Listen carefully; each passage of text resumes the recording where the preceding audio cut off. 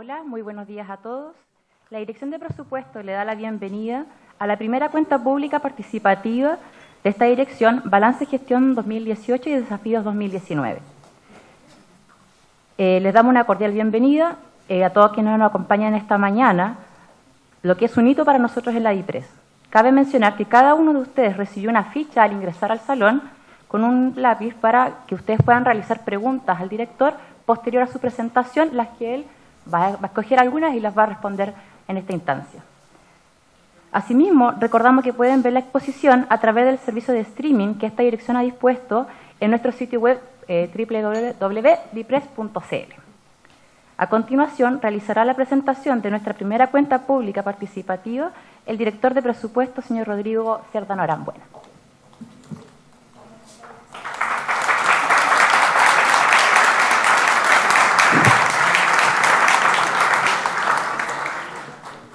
Buenos días a todos, muchas gracias por venir. Estamos muy contentos de hacer esta cuenta pública, es la primera vez que nos toca hacerlo como a esta administración y también creemos que es una muy buena práctica que la mantengamos hacia adelante.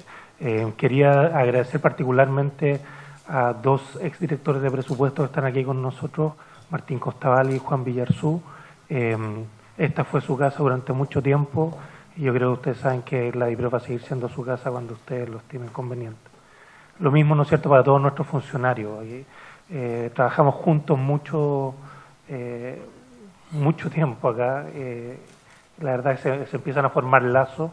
Y también, bueno, un poco la idea que ojalá también estén nuestros funcionarios aquí para que sientan representado un poco el trabajo que hacemos durante el año. También tenemos muchas otras autoridades acá. También el presidente de la ANEF, el presidente del Consejo Fiscal, el director del INE, la tesorera, nuestro querido subsecretario, Kael Becerra, representante de Contraloría. Muchas gracias a todos por venir. La presidenta de la TRADIP también, ¿no es cierto? Muchas gracias a todos por ustedes, por estar aquí. Esta presentación, ¿no es cierto? Obviamente la voy a hacer yo, pero es el trabajo sobre todo el equipo de comunicaciones de la DIPRES, a quien le doy las gracias por ayudarme en la presentación, y también quiero aprovechar de saludar sobre todo a los jefes de edición, ¿no es cierto?, con los que también trabajamos muy cercanos durante el año, don Luis Madariaga, Paula Darvil, José Pablo Gómez, y bueno, particularmente a los subdirectores Matías Acevedo y Mauricio Villena, que me acompañan prácticamente desde el primer día acá que llegué, ¿no es cierto? Ellos obviamente no son funcionarios de carrera, sino que son obviamente funcionarios, pero que ahora también me acompañan acá de forma mucho más personal, y también quería aprovechar de darles las gracias. Entonces, dicho eso, quería compartirles un poco lo que hace la Dirección de Presupuesto y lo que hemos hecho en este año. También muchas gracias a la persona que está haciendo las señas.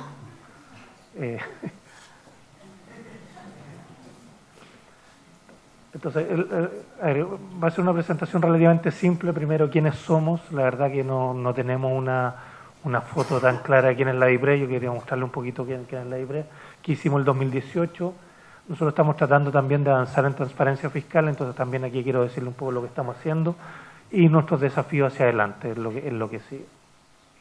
Entonces, ¿quiénes somos? Dirección de Presupuesto, ¿no es cierto? Somos hoy día 358 personas. Hemos crecido bastante. Miraba un poco estadísticas hace un tiempo atrás, 2004, 2005, la verdad que estábamos más cerca de las 200 personas, hoy día estamos cerca de las 358 personas, y eso se debe básicamente a que hemos tenido un crecimiento, entre otras cosas, sobre todo por el área de tecnología, ¿no es cierto?, desde el 2004 hacia acá. Lo que ha ocurrido sobre todo que hemos tenido la plataforma SIGFE, ¿no es cierto?, que ha sido muy importante para llevar de alguna forma el control presupuestario en todo el sector presupuestario. Eso nos ha hecho crecer en términos de funcionarios, y hoy día somos un número bastante considerable. Claro, y cuando lo miramos, ¿no es cierto?, efectivamente hoy día estamos bastante concentrados en un grupo etario que yo diría sobre todo entre los 35 y 54 años, ahí donde tenemos una concentración más o menos importante de personas. 25 a 34 años todavía un grupo relativamente pequeño, pero lo estamos tratando también de hacer crecer. Creemos que también es importante ir formando personas. Nos damos cuenta también que lo que ocurre acá es que muchas de esas personas a veces entran a la IPRES un tiempo y a veces se van. Y eso porque, claro, acá en la IPRES vemos tantos temas tan distintos que también las personas van aprendiendo distintos temas que también pasan a ser importantes en otros lugares del sector público. Eso nos parece bien y lo vamos a seguir tratando de seguir incentivando. Pero así todos nos damos cuenta que hay mucha gente que se queda mucho tiempo en la IPRES, un poco lo que muestra esta estadística, y si bien es un lugar que trabajamos mucho, también yo creo que es un lugar donde queremos mucho nuestro trabajo, ¿no? O sea, la época de presupuesto es una época muy estresante, ¿no es cierto? Pasamos muchas horas en el Congreso y también, de hecho, pasamos horas antes. O sea, me imagino ustedes ya lo saben, pero nosotros ya estamos preparando el presupuesto 2020. Nosotros ya estamos en el presupuesto exploratorio, se van a enviar en los próximos días a los servicios ya lo que va a ser el marco para el presupuesto 2020 y ya estamos trabajando en esto y bueno, y obviamente eso significa que pasamos mucho tiempo trabajando juntos y eso genera lazos, ¿no es cierto? Y es una de las razones, yo creo, que si bien entran personas en la IPRES y que después posteriormente dan el salto a otras instituciones del sector público, hay muchas personas que se quedan acá porque esta es una institución que, bueno, que tiene su encanto, creo yo. En términos de la descripción, ¿no es cierto?, en género, ¿no es cierto? Claro, tenemos prácticamente un 47% de mujeres, ¿ya? Y de ese 47% de mujeres, fíjense que a contrata, las mujeres representan prácticamente el 85%, o sea, de todas las mujeres prácticamente el 85% está contrata, lo que también nos da muestra de que, bueno, son mujeres que tienen un empleo ya relativamente estable, ¿no es cierto? Ya pasaron, muchas veces ingresan a través de un horario, pero ha pasado el tiempo, ¿no es cierto? Ya están con contrata. Obviamente en planta todavía tenemos algún margen que seguir creciendo. 73% de esas mujeres son profesionales y 45,8% están en la generación X, o sea, generación entre 35 y 55 años. ¿Qué es lo que hicimos en el 2018? Bueno, en términos de resultados macroeconómicos, para nosotros es muy importante mirar un poco los datos y ver a partir de esto qué es lo que podemos hacer. Primero que nada, el gobierno central tuvo unos aumentos de ingresos relativamente importantes. El crecimiento de los ingresos fue prácticamente de 9% real, ¿ya? Ahora, esto tiene varias explicaciones, un poco más de dinamismo económico durante el año 2018, ¿no es cierto? También algo más de precio cobre, y también tuvimos, les recuerdo, algunas operaciones especiales, ¿no es cierto?, que nos proveyeron mayor recaudación, como fue la operación de Tianqi y SQM, ¿ya? Entonces, por lo tanto, tuvimos un aumento de ingresos bastante importante. Ahora, si nosotros tendemos a limpiar un poco de estas operaciones, efectivamente no deberíamos esperar que este número tan grande de crecimiento de ingresos se repitiera para adelante, pero seguramente vamos a seguir teniendo un crecimiento de ingresos relativamente importante para nosotros.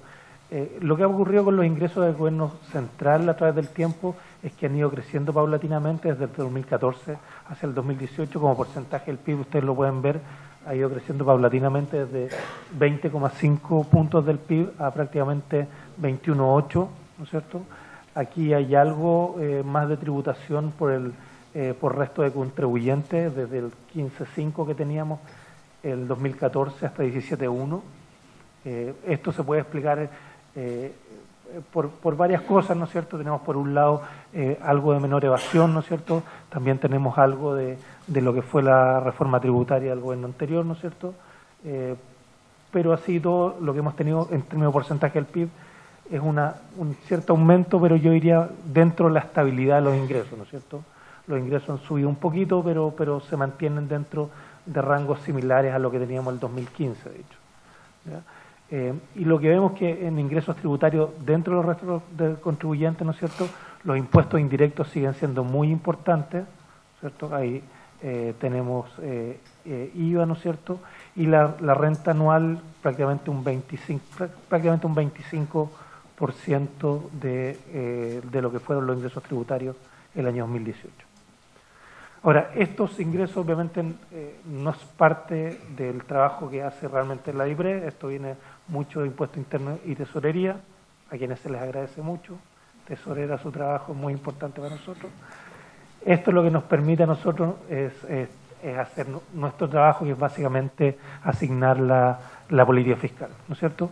Y en política fiscal el crecimiento del gasto que tuvimos el año pasado fue un 3,4% en términos reales, eso fue el aumento de gasto.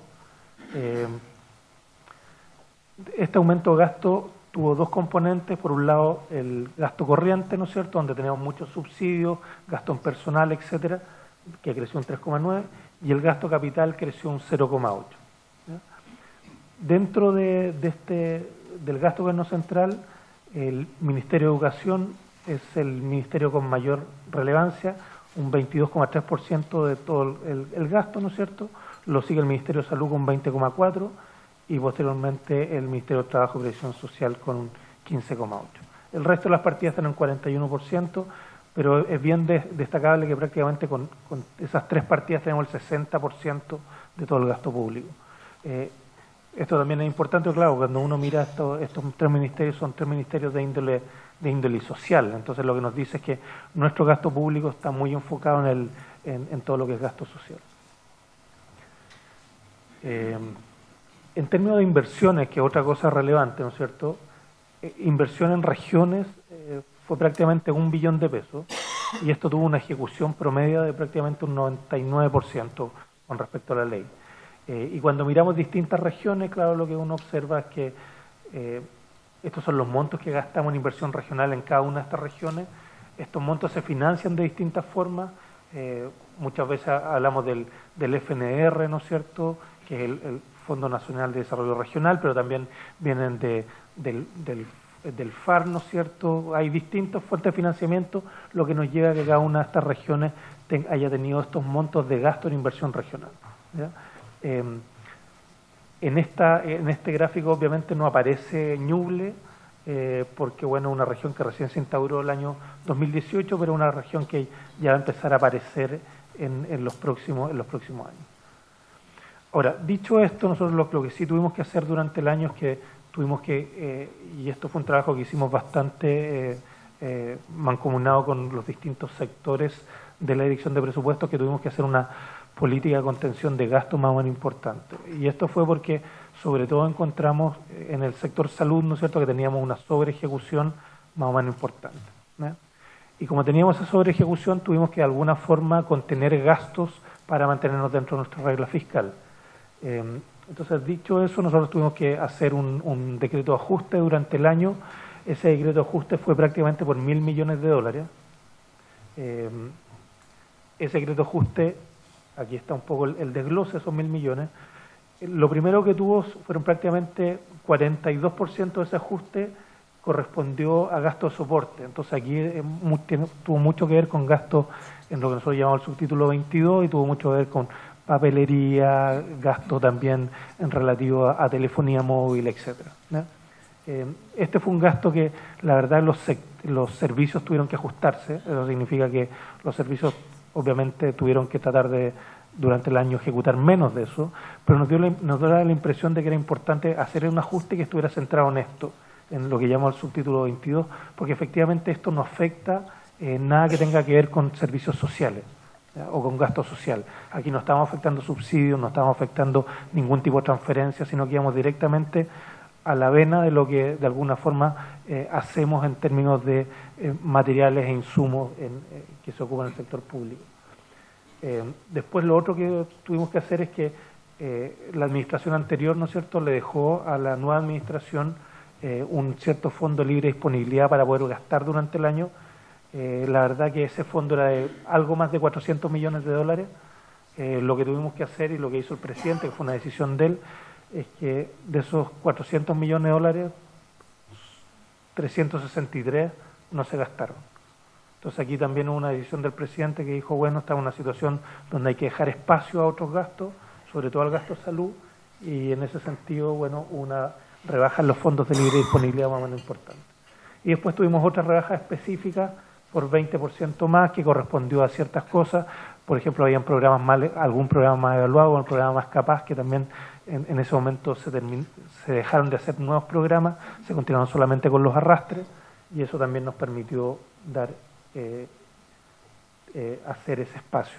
Entonces, con todo esto lo que quisimos hacer fue básicamente dejar espacio para que tuviéramos otros gastos, ¿no es cierto?, disponibles, sobre todo en el sector salud.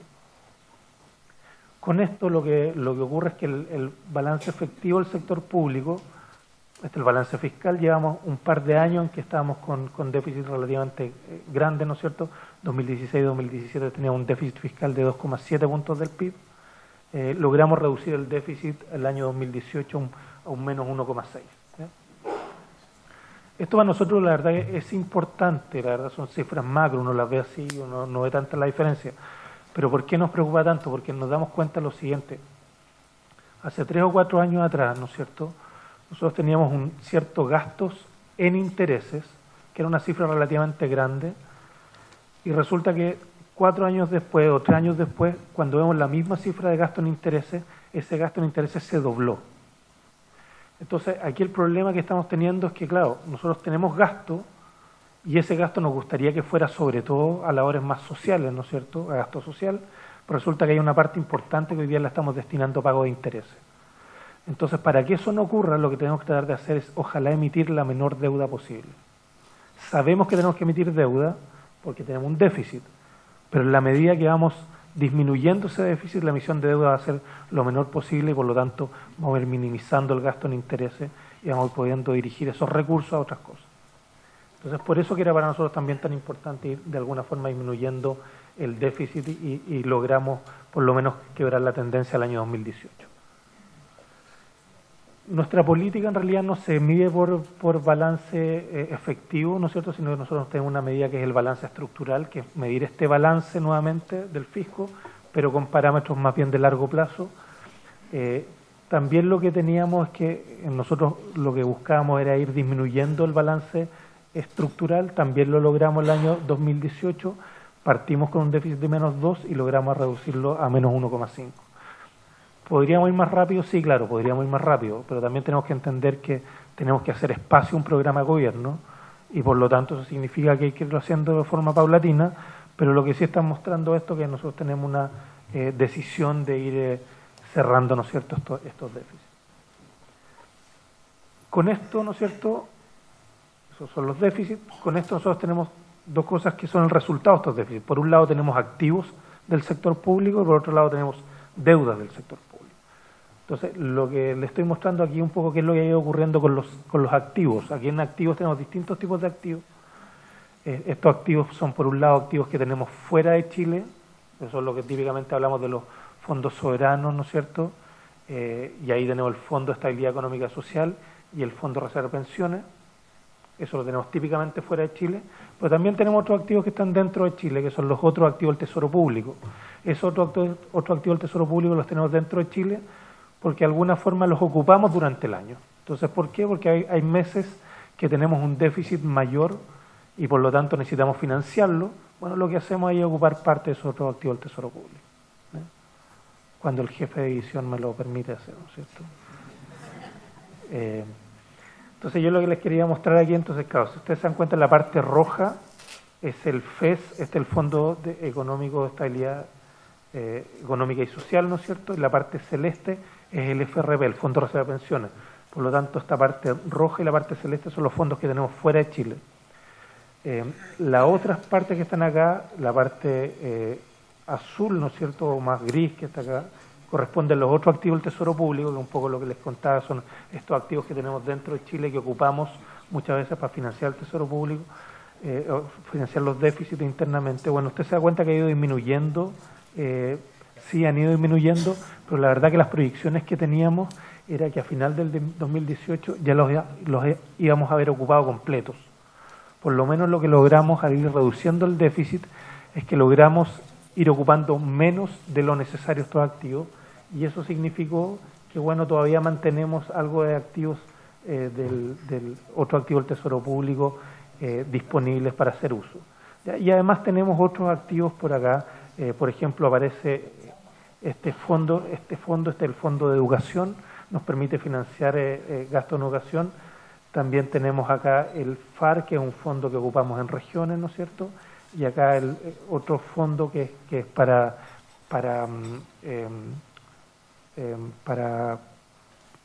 la ley Rigarte Soto, ¿no es cierto?, donde vamos financiando enfermedades de alto costo, ¿ya?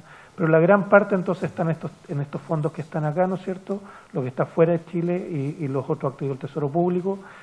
Cuando lo medimos como porcentaje del PIB, como ustedes se dan cuenta, como porcentaje del PIB desde el 2012, 2013 en adelante han ido disminuyendo. El 2018 también volvieron a disminuir como porcentaje del PIB, pero estamos tratando de que esa disminución sea lo más lenta posible. Para poder hacer eso, entonces tenemos que ir reduciendo nuestro déficit fiscal para poder ocupar lo menos posible estos fondos.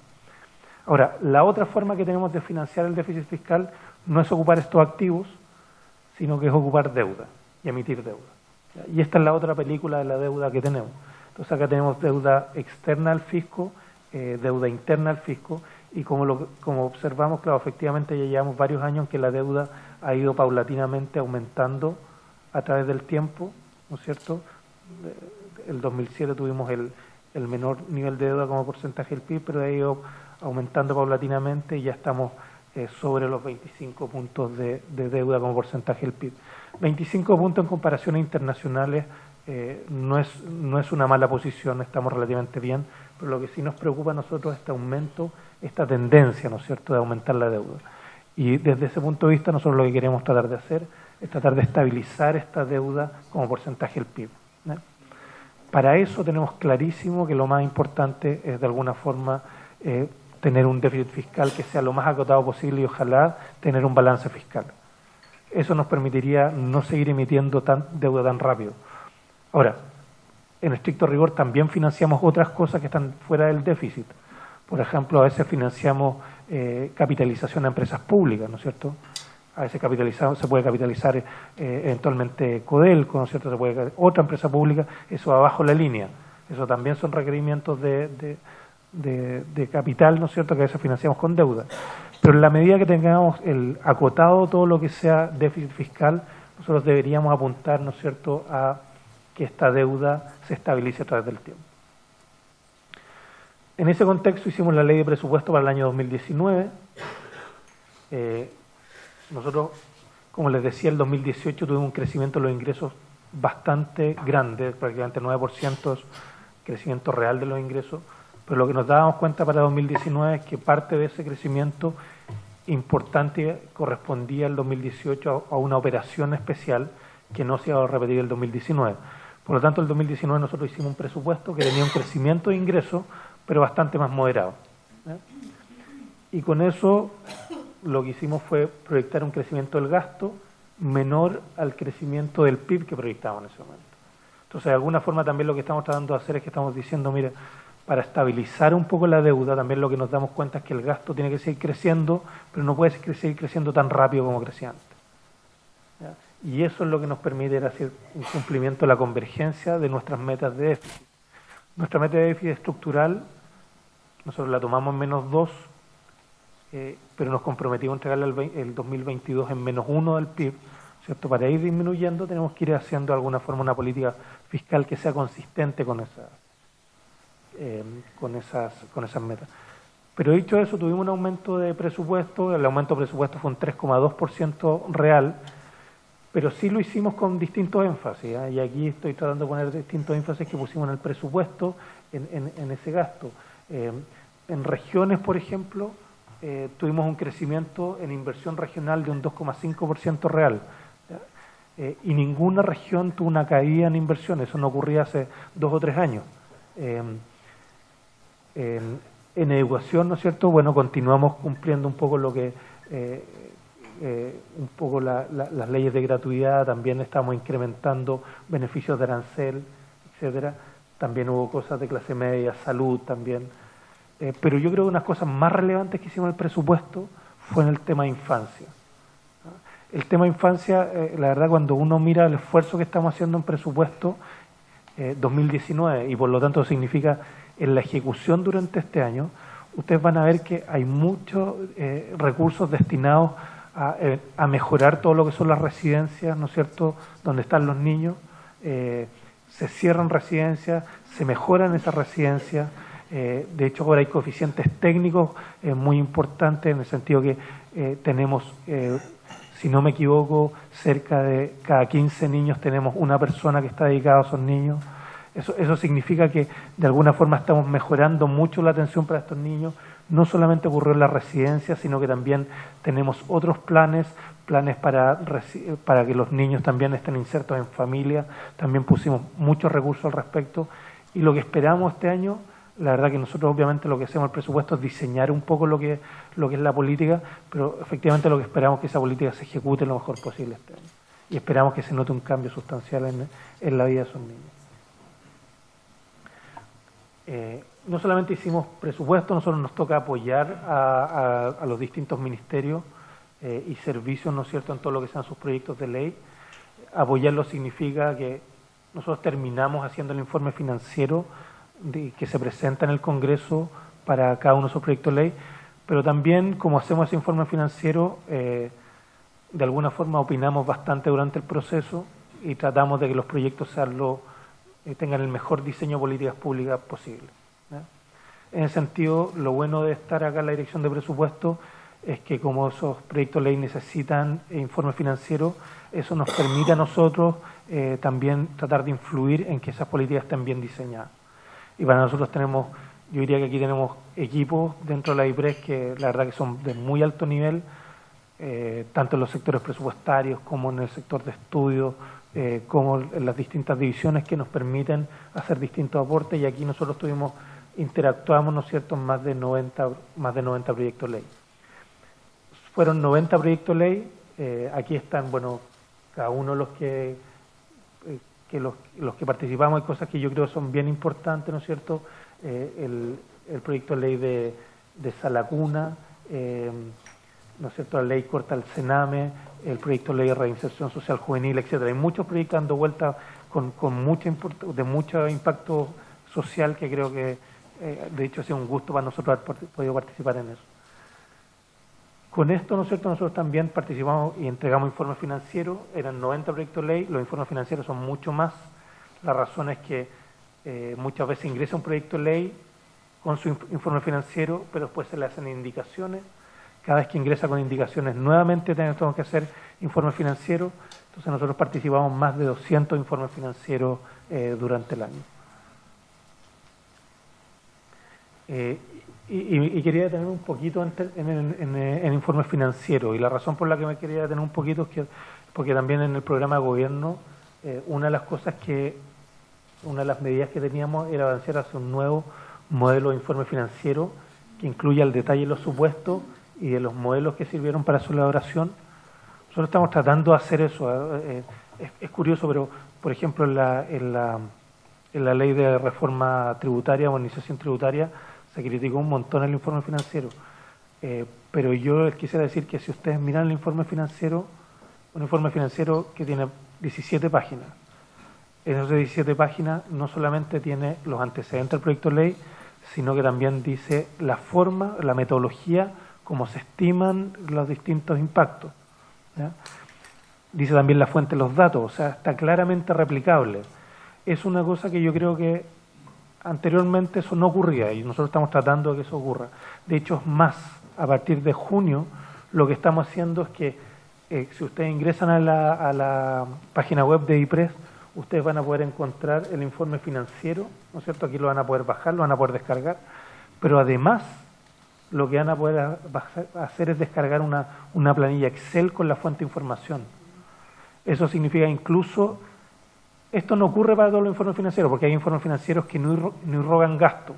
Los que no irrogan gasto, obviamente no hay para qué poner la fuente de información, pero todos los que están irrogando gasto, estamos poniendo la fuente de información y estamos poniendo idealmente el detalle y los cálculos. O sea, ustedes van a ver tablas, por ejemplo, está el de Gendarmería de Chile. Acá si ustedes ingresan a ese, bajan la planilla Excel, van a ver cómo hicimos los cálculos, que se necesitan cálculos de remuneraciones, se hacen remuneraciones por escalafón, etcétera.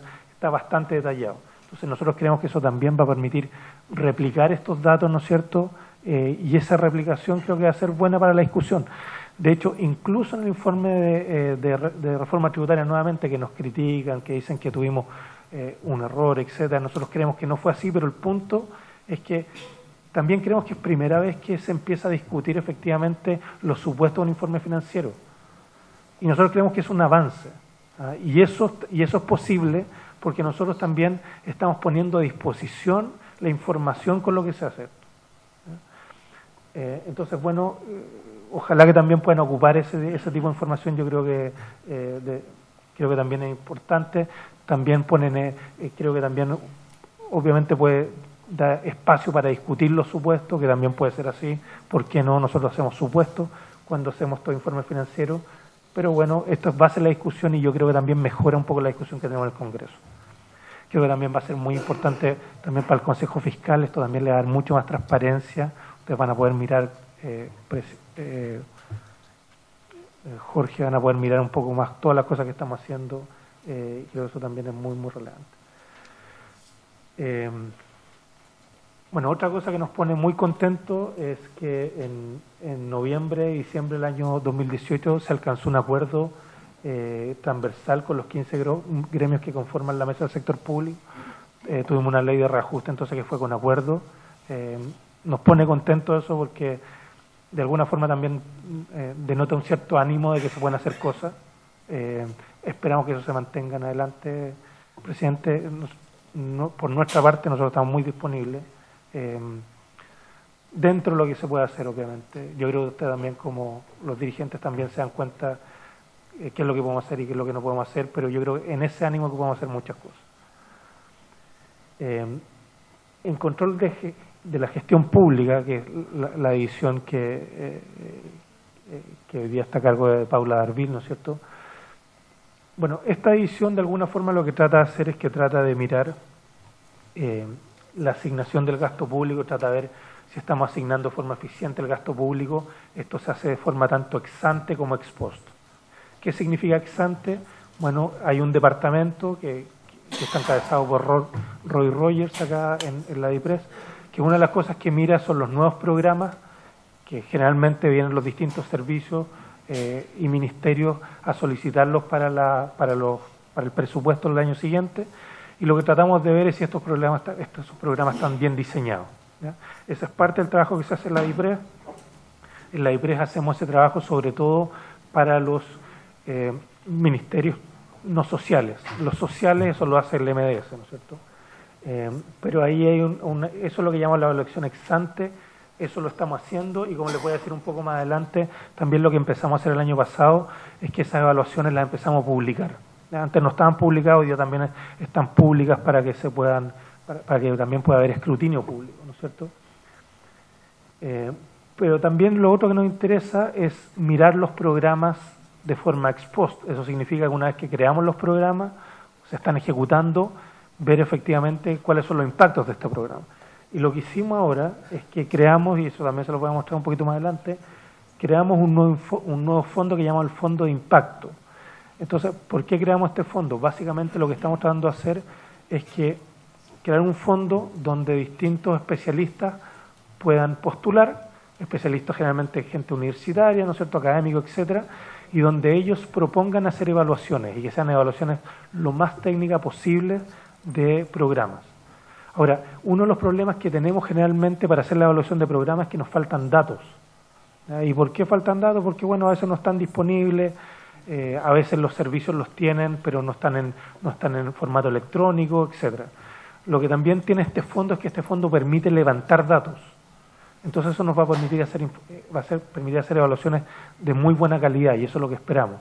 Hacer evaluaciones de buena calidad, eso nos va a permitir, obviamente, mejorar los programas, y eso es parte de lo que estamos tratando de hacer. Entonces partimos con este fondo ahora.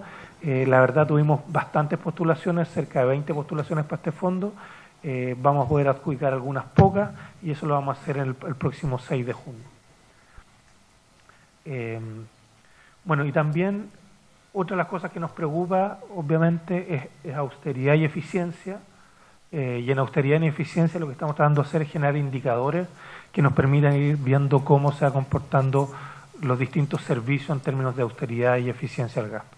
No solamente eso lo estamos haciendo con los servicios públicos, también lo estamos haciendo con las empresas públicas. Un trabajo que está bastante coordinado entre la división de empresas públicas acá, junto con el sistema de empresas públicas. Y nos estamos preparando para el próximo presupuesto. Estamos tratando de mirar con bastante más detalle los presupuestos de las empresas públicas para tratar de ir viendo, bueno, sobre todo ir controlando y generando la mejor eficiencia posible. Y lo último que estamos haciendo, que les voy a mostrar un poquito más adelante también, es que estamos creando una unidad que se llama la unidad de revisión de gasto. Esta unidad de revisión de gasto va en línea con lo que se hace en países OCDE, que se conoce como el Spending Reviews, o revisiones de gasto. El problema que tenemos generalmente nosotros acá en presupuesto es que todos los años discutimos aumentos de presupuesto. ¿Cuánto sube el presupuesto? Y la discusión, que generalmente es de 60 días en el Congreso, está centrado en cuánto es la mayor cobertura, qué programas nuevos se crean, etcétera. Pero siempre estamos viendo, por lo tanto, una parte pequeñita del presupuesto que son los aumentos. Lo que nos preocupa a nosotros de ahora en adelante es tratar de ver, bueno, de todas las cosas que hemos hecho, bueno, revisar ese gasto y ver si lo estamos haciendo eficientemente o no lo estamos haciendo eficientemente. Y las cosas que no estamos haciendo de forma eficiente, eficientarlas, ¿no es cierto? Y eso nos va a entregar mayor espacio para poder hacer otras cosas. Entonces estamos creando esa unidad de revisión de gasto. Para hacerlo, les voy a mostrar una foto. Nosotros tuvimos una misión del Fondo Monetario a principios de este año que nos está asesorando cómo hacer esto, y vamos a ser de los primeros países en Latinoamérica que vamos a tener esta unidad de revisión de gasto y vamos a tratar de ir implementando paulatinamente para el próximo presupuesto.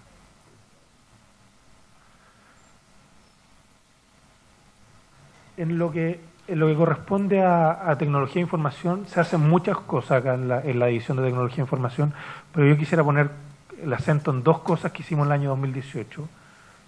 Uno, incorporar a 15 servicios más al sistema SICFE, que es el Sistema de Información Financiera del Estado. ¿Ya? Eran servicios que nos costaba tener información, ahora la verdad tenemos mucha mejor información, eso nos permite llevar mejor la ejecución, ¿no es cierto?, y estar encima viendo qué problemas pueden existir. Y lo otro es que, y esto es una cosa que hemos hecho con Chile Compra sobre todo, es que estamos haciendo interoperabilidad con la plataforma del mercado público. Esto yo creo es crucial, ¿ya? Y es crucial ¿en qué sentido? Lo que ocurría muchas veces es que los servicios contrataban servicios. Un ministerio podía contratar algún servicio y le entregaban una factura, pero esa factura muchas veces podía ser una factura en papel y que no necesariamente tenía respaldo presupuestario.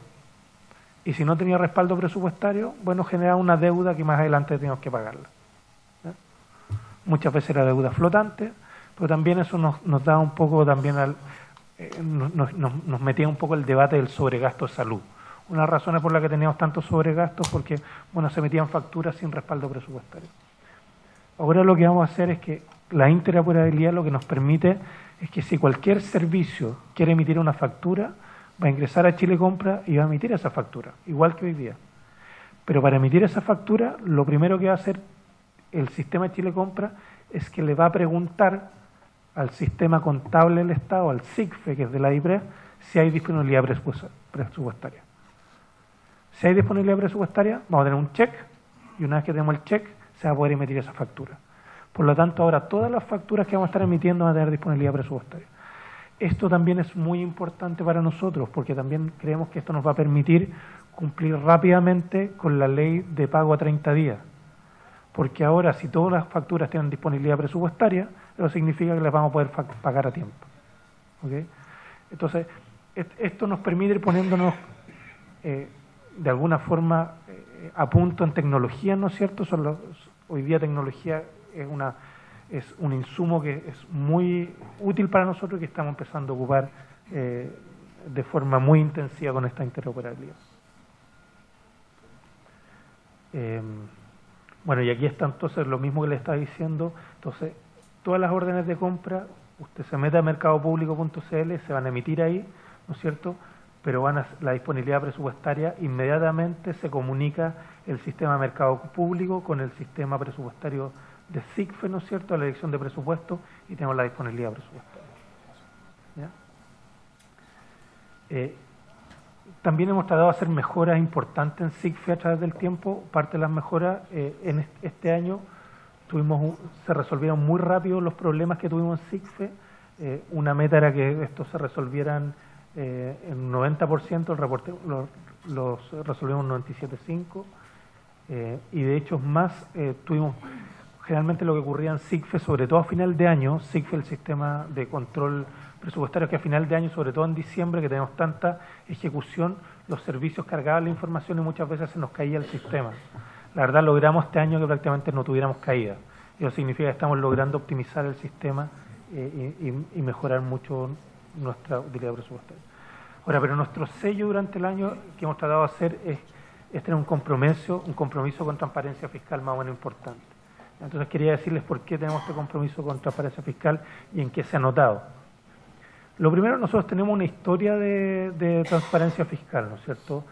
La DIPRES, ¿no es cierto?, parte en 1927, de hecho ya nos estamos acercando al centenario de la DIPRES, 92 años tenemos ahora, tenemos que empezar a prepararnos ya para el centenario, pero hemos tenido todo un proceso, ¿no es cierto?, el año 61, instrucciones para ejecución de la ley de presupuesto. Después del 92, ¿no es cierto?, tenemos los aspectos macroeconómicos del proyecto de ley de presupuesto para la discusión en el Congreso, y tenemos una serie de informes que nos han permitido, ¿no es cierto?, ir generando mayor transparencia fiscal. Una de las cosas que nosotros hemos tratado de hacer este año, y con lo que ya partimos en el mes de marzo pasado, es que el informe de finanzas públicas, que de alguna forma es el informe que muestra el estado de las finanzas públicas, que se publicaba de forma anual solamente una vez para la discusión de presupuesto, nosotros lo estamos publicando ahora de forma trimestral. Ya lo hicimos entonces en marzo pasado, ahora tenemos que volver a hacerlo en junio y después posteriormente vamos a tener en septiembre y en diciembre. ¿Okay? Eso nos permite de alguna forma ir actualizando todos los cambios que van ocurriendo, sobre todo por el escenario macro. A medida que va cambiando el escenario macroeconómico, eso cambian las proyecciones de ingresos y eso tiene consecuencias fiscales. Y eso es lo que tenemos que, de alguna forma, poner en este informe. Creemos que es bueno para el mercado financiero, porque el mercado también va a saber un poco qué es lo que está ocurriendo, pero también es bueno para la discusión en el Congreso. También los parlamentarios van a poder ir sabiendo cómo va evolucionando todo lo que son las proyecciones fiscales. Eso incluye, por ejemplo, que eso va a hacer cambiar posiblemente proyecciones de ingresos, proyecciones de deuda, de activos, etcétera. También, como les decía, creamos este fondo de evaluación de impacto. Entonces, nosotros creemos que nosotros hacemos acá en la dirección de presupuesto, tenemos también una línea de evaluación de programas, pero también queremos robustecer esa línea y para eso estamos creando este fondo que nos permite levantar datos y nos permite también que tengamos investigadores de primer nivel haciendo estas evaluaciones. No solamente internamente acá en la DIPRES, sino que también gente desde fuera entregándonos sus recomendaciones. La verdad que hemos estado gratamente sorprendidos con esto, porque nos hemos dado cuenta que las postulaciones que hemos obtenido para este fondo han sido académicos de primer nivel, y no solamente estoy hablando de nivel de personas que residen en Chile. Hemos tenido muchas postulaciones de académicos de fuera de Chile que están interesados en hacer evaluaciones acá adentro. Yo creo que son también muy buenos para la discusión interna. Y también estamos adelantando publicaciones. Por ejemplo, las estadísticas de las finanzas públicas, que eso se publica anualmente, generalmente se publicaba en agosto, ahora nosotros lo estamos adelantando a mayo, y eso significa que ya en mayo ya tenemos toda la información disponible de cómo cerró el año pasado, el año anterior, ¿no es cierto? Ocurrió lo mismo con el anuario de estadística de recursos humanos. Esto se publicaba en noviembre, lo adelantamos a julio, ya está disponible. En julio vamos a tener disponible toda la información del año anterior. Esta es una nueva publicación también. El Fondo Monetario, una de las cosas que requiere es que estemos publicando estadísticas trimestrales. Empezamos a publicar las estadísticas trimestrales este año, y todo también esto es lo otro que creo también es relevante. Todos estos informes van acompañados de bases de datos en Excel. Entonces usted también puede ingresar hoy día los informes y bajar la planilla al lado cuando usted necesite para tener los datos y poder trabajarlos. Y lo otro que hicimos como nueva publicación, la estadística de recursos humanos, ¿no es cierto?, la empezamos a publicar de forma trimestral. Eso significa que estamos entregando con corto rezago las estimaciones trimestrales. De hecho, el próximo viernes, que es el viernes 30 de mayo, vamos a entregar las estadísticas del segundo trimestre, no, del primer trimestre, que cerró en marzo. Entonces estamos con 2 meses de rezago, pero entregando estadísticas Y bueno, y creemos que eso también es importante porque eso nos permite saber cómo lo están haciendo los servicios, ¿no es cierto? Son estadísticas de dotación, también estamos entregando estadísticas fuera de dotación, algo que no se entregaba antes, o sea, también estamos incluyendo honorarios, cosas que no se entregaban tanto antes y ahora estamos entregando. ¿Ya? Y esto es lo otro que les decía, las publicaciones de las evaluaciones ex ante, los programas que estamos evaluando, ¿no es cierto?, para ingresar al presupuesto, esto también lo estamos publicando desde el año 2018 en adelante. ¿Ya? Entonces también lo tenemos disponible. Eso también permite ver qué cosa, permite ver que cuando ingresa un nuevo programa al presupuesto, ¿no es cierto?, ver cuál es el diseño de ese programa y cada uno puede juzgar si ese programa está bien diseñado, está mal diseñado, cuáles son sus problemas, etcétera. ¿Ya? Eso también creo que es bueno para la discusión, ¿no es cierto?, en el sentido que no solamente importa el financiamiento, sino que también cuáles son los objetivos y cuáles son las herramientas que tienen esos programas. Y ya un poco, cerrando un poco, desafíos al 2022, ¿no es cierto? Nosotros queremos avanzar en política fiscal, cumplir nuestra meta de balance estructural. Como les decía, nosotros queremos cerrar el año 2022 con un déficit de balance estructural en menos 1 punto del PIB. Hacia allá vamos. ¿Y por qué? Y claro, uno siempre piensa o uno siempre habla en términos de política fiscal en términos de balances estructurales, ¿no es cierto?, o saldos estructurales, pues la verdad que el correlato de esto está en nuestra emisión de deuda. En la medida que tenemos mayor déficit, mayor deuda deberíamos tener. Entonces nosotros queremos ir cerrando paulatinamente este déficit estructural, porque lo que quisiéramos hacer, y eso es una de las proyecciones que estamos entregando en el último informe de finanzas públicas, es que nuestra meta es tratar de estabilizar la deuda como porcentaje del PIB en prácticamente cerca entre 26 y 27 puntos del PIB al final de nuestro gobierno. El último dato que tenemos es una deuda como porcentaje del PIB de 25,6, pero nuestras proyecciones es que nosotros vamos a poder ir estabilizando nuestra deuda como porcentaje del PIB para converger a este nivel a final de este año. La razón básica es que aunque vamos a tener un déficit fiscal, ese déficit fiscal va a ser un déficit relativamente menor, y eso significa que simplemente con la expansión de PIB, ¿no es cierto?, que nos permite generar mayores ingresos, vamos a ir pudiendo estabilizar esta deuda bruta a través del tiempo. ¿Okay? Entonces, por lo tanto, nuestro mensaje es que es un poco lo que hemos hecho acá, y un poco mi agradecimiento a toda la gente de IPRES que está acá por habernos ayudado en esto. Queremos seguir avanzando en la normalización de la política fiscal, cerrando estos déficits, estabilizando la deuda, pero todo esto también va muy de la mano de modernizaciones en la IPRES, ¿no es cierto?, como hemos hablado en la de tecnología, como también estamos hablando en la edición de gestión de control, con las nuevas cosas que estamos haciendo, ¿no es cierto?, para poder entregar el día de mañana una DIPRES 2.0, como la vamos a llamar a nosotros. Y esto entonces, un poco con esto y terminando, esto es lo que les decía, estamos creando esta unidad de revisión de gastos para ir mirando todos los gastos, cómo se están ocupando hacia atrás. Esto es algo que hicieron países OCDE, sobre todo desde el 2008 en adelante. Los países OCDE lo que se encontraron es que el 2008, como tuvimos una crisis financiera más o menos importante, tuvimos déficits fiscales muy grandes en esos países, y lo que se dieron cuenta es que teníamos que tratar de controlarlo, y una de las formas era revisar todos los gastos que hacíamos. Nosotros lo que estamos tratando de hacer es emular esas prácticas. ¿Ya? Entonces, bueno, aquí está básicamente, ahí está Gonzalo Gaete, que está a cargo de esta unidad, y el resto de las personas, bueno, Paula Arbil, que es la jefa de edición, el resto de las personas son las personas del Fondo Monetario, que vinieron a hacer esta misión acá a Chile. El informe del Fondo Monetario lo vamos a publicar prontamente, ya está disponible para nosotros, estamos haciendo comentarios, y se va a publicar, y con eso ya vamos a partir, esperamos, haciendo un piloto ya en este presupuesto, de mirando qué cosas podemos eficientar, seguramente nuevamente en el subtítulo 22, que es el subtítulo donde está el gasto de soporte, pero que no se compliquen los jefes de servicio, pero bueno, creemos que todavía hay un cierto espacio para hacer cierta eficiencia.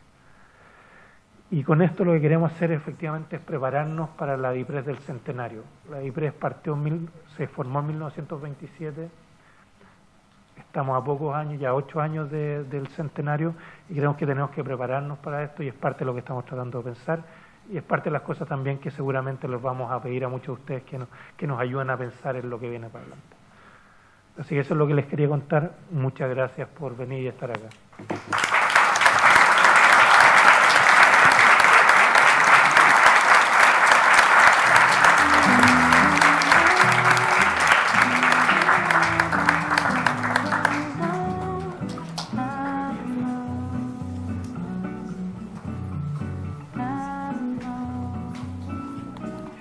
Bueno, de las preguntas que hemos recibido, escogimos una, que el director va a responder ahora. La pregunta dice así: ¿dónde cree que están las mayores oportunidades de mejora que surgirán de la unidad de gestión del gasto?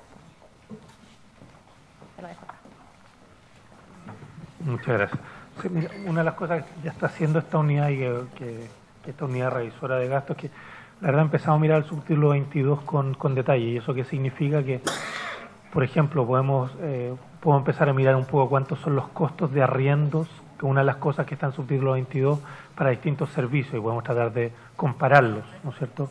Eso es parte de la pega que se hace dentro de la dirección de presupuesto, pero también podemos empezar a mirar todos los arriendos que están disponibles y empezar a ver un poco cómo están, si están dentro de valores de mercado o no están dentro de valores de mercado. También podemos empezar a mirar todo lo que son los gastos, ¿no es cierto?, en papelería, gastos en telefonía móvil, etcétera. La verdad, esos gastos deberían estar bastante estandarizados. Lo que es curioso es que la verdad no lo están. Y no lo están porque, claro, generalmente lo que ocurre es que viene la petición de un servicio, uno les da la autorización, después viene otra petición distinta, otro servicio, tal vez le da autorización distinta, etcétera. Lo que uno debería tratar de hacer es homogenizar todo ese tipo de cosas y tratar de mejorar a través de ese tipo, a tratar de eficientar el gasto de esa forma. De hecho, lo que estamos haciendo ya es que, y es una cosa que el subsecretario acá ha liderado bastante, es que en la DIPRES junto con Chile Compra, junto con esta idea de revisión de gastos, es que estamos impulsando todo lo que son las compras centralizadas. Y, por ejemplo, una de las cosas que hicimos ahora es que hicimos compras centralizadas de automóviles. La verdad nos permitió reducir bastante los costos en automóviles. Y lo otro que hicimos fue compras centralizadas en telefonía móvil. La verdad que la eficiencia que tenemos en telefonía móvil es insólita. La disminución en gasto de telefonía móvil, claro, porque cada servicio tiene su propio paquete, ¿no es cierto?, donde tendrá su cierta cantidad de minutos, etcétera. Cuando uno lo licita de una sola vez, la verdad que con el poder de mercado que uno agarra, sobre todo con estas empresas grandes de telefonía móvil, es lo suficientemente importante como para eficientar el gasto. Entonces, lo que estamos tratando de hacer ahora es ver cuáles, dentro del subtítulo 22, cuáles son esos focos que podemos mirar con más detalle. Eso lo está haciendo la unidad de revisión de gastos, y después de eso irnos a compras centralizadas. Por ahí hacia allá estamos yendo.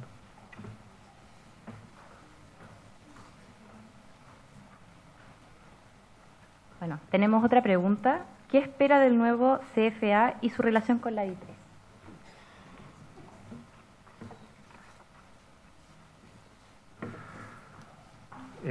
Sí, bueno, están pasando cosas en materia institucionales. Efectivamente tenemos el CFA. La verdad que, claro, como el CFA es un ente autónomo creado por ley, y dado también la característica de los integrantes, uno espera una relación que va a ser una relación de muy alto nivel, pero evidentemente donde a la DIPRES nos van a exigir más. Y eso es así. O sea, efectivamente, la DIPRES ante nosotros, seguramente ahora vamos a tener contrapartes técnicas que hacen mucho más relevantes para nosotros, sobre todo en las partes más macro y de balance fiscal. Y bueno, y está bien, y es parte de las cosas que nos vamos a tener que adecuar. Para la DIPRES tal vez no va a ser tan cómodo, pero es parte de cómo tienen que ir cambiando, yo creo, los tiempos y las instituciones. Y lo mismo, no solamente el CFA, también en el Congreso se creó una oficina de presupuesto. Con esa oficina de presupuesto nosotros también vamos a tener que generar una relación. Estamos tratando de hacerlo paulatinamente. Y claro, cuando uno lo piensa así, claro, uno diría, mira, como que a la DIPRES le están saliendo, entre comillas, competidores. Sí, puede ser.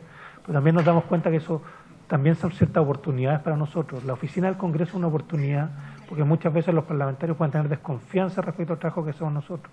Bueno, la verdad que si nosotros logramos tener una buena relación y un buen trabajo con la oficina del Congreso, la verdad que seguramente nos va a ser mucho más fácil el trabajo con los parlamentarios.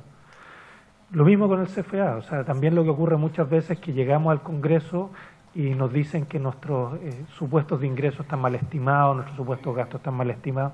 Yo creo que en la medida que tengamos una buena contraparte técnica, ¿no es cierto?, como el CFA, nos va a exigir mucho más antes de ingresar al Congreso, pero la verdad que una vez que ingresamos al Congreso seguramente nos va a allanar, porque vamos a tener de alguna forma el check del CFA. Y si no lo tenemos, bueno, vamos a tener que dar las explicaciones por qué lo tenemos. Pero es parte de las cosas que están ocurriendo y creo que en ese sentido, bueno, son cambios institucionales que tenemos que acostumbrar porque son positivos en el mediano plazo. ¿Ya? Yo creo que efectivamente para allá vamos y no es de sorprendernos, o sea, estas cosas tienen que ocurrir.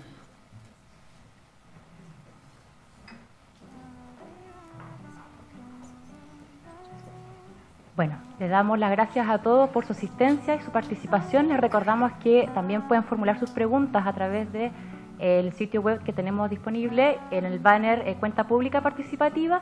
Abajo está la dirección de correo para que ustedes hagan sus preguntas y después nosotros las vamos a contestar personalmente.